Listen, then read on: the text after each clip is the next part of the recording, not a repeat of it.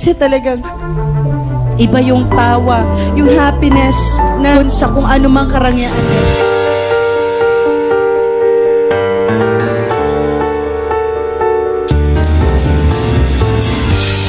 Tila hanggang sa ngayon ay di pa rin matapos ang chikang naghiwalay na ang dalawa.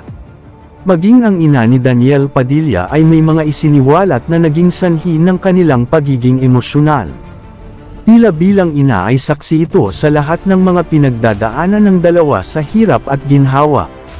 Hindi nga din di umano makapaniwala si Carla sa kumakalat na isyu na nagkahiwalay na ang dalawa.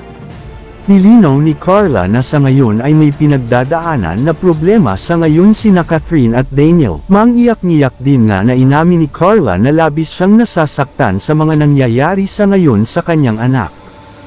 Hindi nga lubos na maisip ni Carla na dadating ang panahon na magkakaroon sila ng problema sa ngayon bilang pamilya.